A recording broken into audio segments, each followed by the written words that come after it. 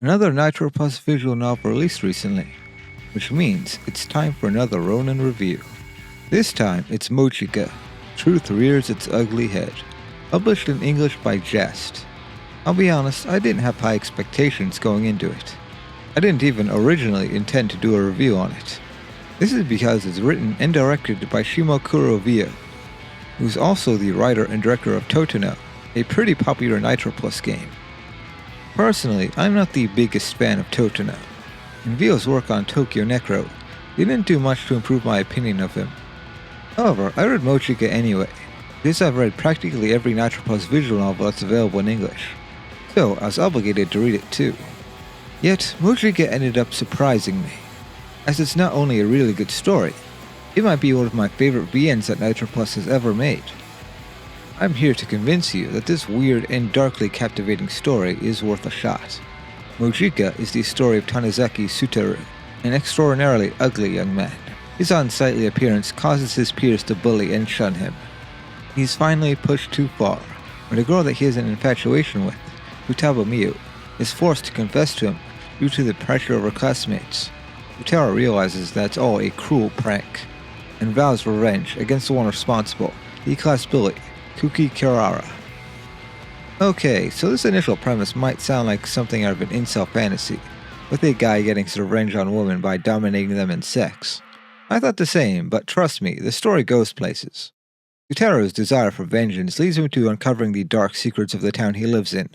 Kirara is just a symptom of a much larger problem, and dealing with her is just the beginning.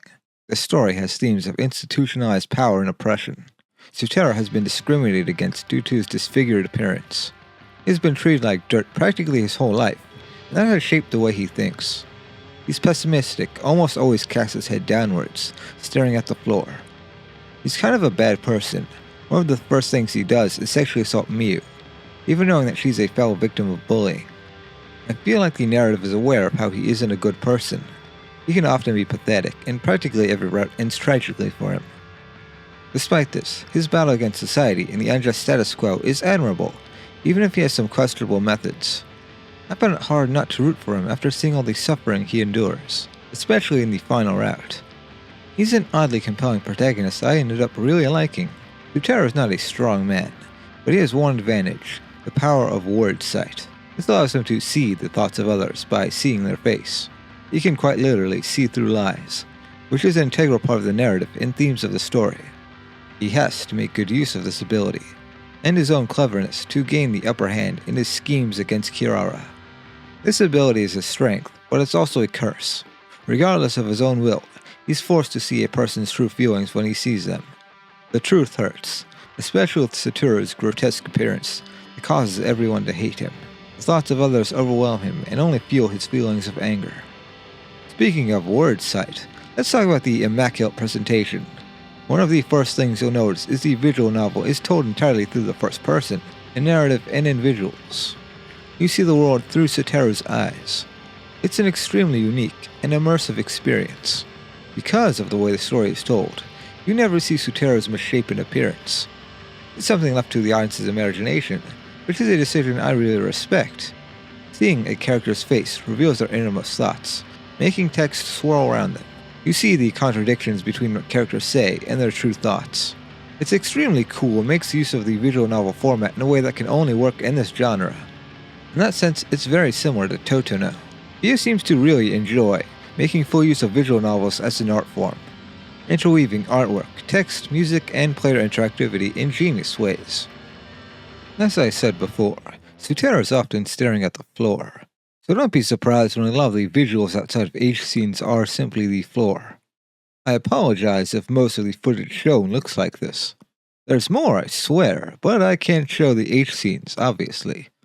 I do think this approach makes it more impactful when you are able to see a character's faces, because it's fairly uncommon for Sutaro and the reader. Looking up from the ground is actually a key gameplay mechanic. There are crucial points where you can look up to meet a character's gaze and see their thoughts, or choose to let the moment pass and keep your head down. These moments will decide what route you will fall under. The music is largely composed of shoegaze, not a genre I usually listen to, but it was strangely fitting and kind of relaxing. It suited the tense and dreary atmosphere. Mojika has 5 routes for the 5 main girls of the game. You can technically do them in whatever order you want, but there's an order you should do them in. Miu is first. He's the one you'll most likely get first by simply playing the game normally. Miu is an interesting character in that she's very similar to Suteru. She's also a victim of bullying, but not as severe as Suteru. The only reason she doesn't get it as bad is because Suteru is the main target of the class's ire, but she's the close second bottom of the totem pole. She's meek and manipulative. I think her relationship with Suteru is one of my favorites, because they're essentially both using each other. Suteru uses her as an assistant in his revenge, and she's extremely knowledgeable about her classmates' personalities, because she's intently observed them all in order to survive. Miu, in turn, uses him for her own ends, as she also desires to get back at Kirara and reverse her own position in the hierarchy. Miu is truly disgusted by Suteru, but puts on a persona of a submissive servant to please him. Suteru knows this is all facade, wants to believe in her love, because it's all he ever truly desired. It's a thrilling route with a suitably tragic end. Tsubomi Gumi is the next character out. He's the hacker character. The route was the one I enjoyed the least. It felt like it had the most focus on the arrow content, even compared to the other routes. This is due to Gumi's true nature as an exhibitionist pervert, which is part of the game's themes about lies and the personas we put up. I found her to be the least compelling character. It doesn't help that the revenge plotline is wrapped up fairly quickly in her route, and the rest is about getting her to be true to herself. I wouldn't say it was a bad route, but it is the weakest part of the game. After that we have Kuki Kirara. She is an antagonist in the other routes, and even in her own route, she's kind of the antagonist. Her route is really interesting. It's all about Suteru trying to break her spirit as revenge for all that she has put him through. However, he's not quite successful. This isn't due to Kiara possessing a particularly strong spirit, but rather because she becomes so delusional that she warps the truth to fit her delusions. The last stretch is really funny in how far it goes with it. Even Suteru gets caught up in it. Kirara herself follows the theme of other characters by being multifaceted. She comes from a Yakuza family, which is why everyone in class fears her, but beneath her tough exterior is a vulnerable girl that wants to be sincerely loved. Not for her status, but for who she is as a person. She's so desperate for this love that she'll lie and deceive her own family. Hana Tsubaki is the second last route. She's my favorite of the heroines. She's a shrine maiden, and for some reason, Suteru's word sight doesn't seem to work on her. She's stoic, hardly showing any emotions no matter the circumstance. Emotionless anime girl, exactly my type. Anyway, she's the one person that doesn't have an instinctual revulsion to Suteru's appearance. The route is about Suteru trying to get her to open up more and experience emotions. The relationship is pretty wholesome, especially in comparison to the twisted relationships present in the previous routes. Meanwhile, this route is when the dark secrets and conspiracies regarding the town start coming to light. This aspect of the narrative is something I find especially fascinating, as it becomes not just a story about overcoming a school bully, but about overturning a society that are willing to sacrifice the weak to benefit the ones in power. It kind of reminded me of the film Hot Fuzz, but much less humorous. Hana's route is fantastic. The climax is insane, and it goes places you wouldn't expect when you first start the game. Overall, Hana's route blows the previous 3 out of the water. The final and true route belongs to Konomi Naruko. She's the student council president, and her father is a major political figure. I won't reveal too much about her route. It's something you really need to experience yourself. The themes of revenge, lies, and oppression all come to a head here. The number of revelations are mind-boggling, and the climax is thrilling. The first half is filled with despair, which made getting to the end all the more fulfilling. I was extremely satisfied with this conclusion. There's a couple odd details here that are left vague, and left to the audience's interpretation, which I like. In the end, I think the narrative of Mojika is great. The first 2 routes feel like a build-up towards the crazy direction the story takes for the last 2, but they're still interesting on their own. Even the bad endings are meaningful, as they provide interesting, albeit tragic, outcomes for our protagonist. I love how all the heroines are heavily flawed people. I feel like a lot of stories romanticize the heroines. Even if they're flawed, they're ultimately supposed to be likable. Mojika isn't afraid of making people like Kirara contemptible. You can understand her circumstances and pity her, but she's ultimately a bad person. While she may be the worst of them, the others are wonderfully twisted as well. A mix of bright outward facades and deep inner darkness, resulting in a beautifully compelling cast. Time to address the error content, which is pivotal to the story and seems to have disturbed some unsuspecting readers. I have hinted at it before, but I'd say that the story is around 70 to 80% H scenes. This may sound shocking. If that doesn't scare normal people, then knowing that a lot of these sex scenes are rape or hardcore femdom stuff probably will. This game has a ton of trigger warnings, which should be obvious from the dark nature of the plot. And it being a Nitroplus game, we know that this game includes sexual assault, humiliation, choking, tentacles, and penis mutilation. That last one made even one such as I cringe slightly. This is pretty bleak, even by Nitroplus standards. This all makes more sense when you know that the artist is Hamashima Shigeo, the same artist that worked on Euphoria. She was a perfect choice for such a dark, arrow-centered story, and she has a lot of experience with that kind of thing. I really like her art, and her work here is as impressive as always. Anyway, I believe that spiritually, Mojika feels more like a clock-up title than it does a Nitroplus one. The amount of H scenes and the way the story is told is reminiscent of Euphoria or Megapates. This is probably why I've seen a mixed reception to this game from Nitroplus fans. I am a big fan of clock-up, and I'm used to high amounts of H scenes, hiding a sincere narrative, so it's right at home here. I think some would write Mojika up for having so many H scenes, but I would argue that they have artistic merit. They're imperative to the narrative. These scenes prominently showcase Sutero's word-sight ability. These scenes are meant to feel hollow and hopeless. Sutero may indulge in pleasure in these scenes, but he is always acutely aware of how much the women are repulsed by him.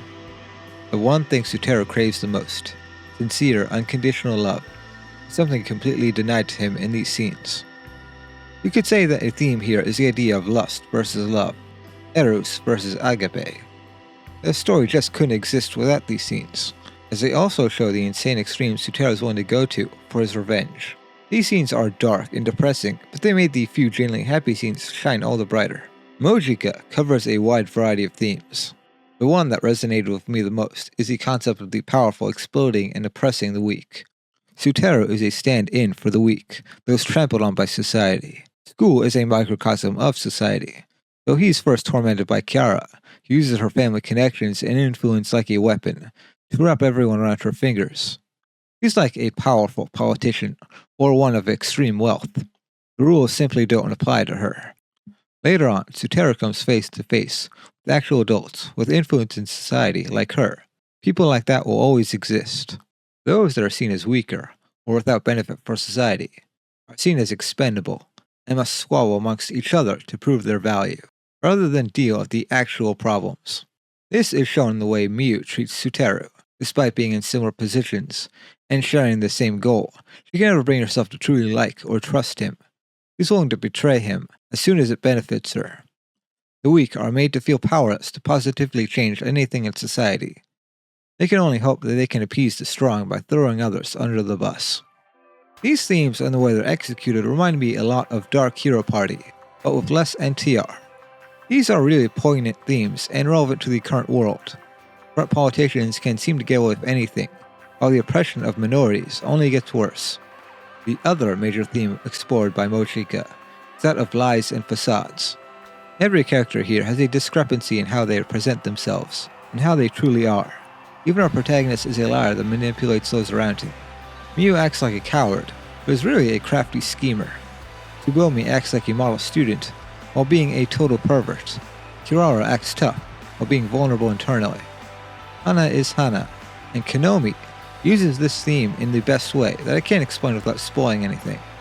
Everyone puts on a front to fit in with society and people's expectations of them. Sutero is unique, that he can instantly see through these facades because of his word sight. This is a gift and a curse, as humans aren't meant to be able to handle the complete truthful nature of every human we meet. While Sutero is ugly and perverse, there's a certain beauty within him that comes from his very human spirit. He's weak and pathetic, but righteous and earnest for those he truly cares for. In conclusion, Mojika is a pretty stellar experience. I enjoyed it quite a bit. In spite of all the H scenes and emotional turmoil, it was a fulfilling story. It took me around 30 hours, and it didn't feel like it wasted any time with its rapid pacing. It's not for everyone because of its subject matter and all the arrow content, but it's worth it for those with the will to endure it. It's an ugly, unsightly story, one I found to be uniquely beautiful. I put in my top 5 Nitroplus visual novels. That list includes Hana, Full Metal Daemon Muramasa, Slow Damage, Mojika, and Demon Bane. Although Demon Bane and Sweet Pool are closely tied, I still need to finish Lamento. Anyway, I recommend trying out Mojika for Nitroplus fans and Cock-Up fans. I felt like Vio ought to go fully unhinged and produced a fascinating love letter towards eroge, similar to Totono, but in a way that's much more appealing to me. You can get the game on Steam or the Jest store. If you get it on Steam, make sure to get the uncensored patch off the Jest website. It is required for the full experience. Thanks a lot to my friend Chris for editing the script. If you made it this far, thanks for watching.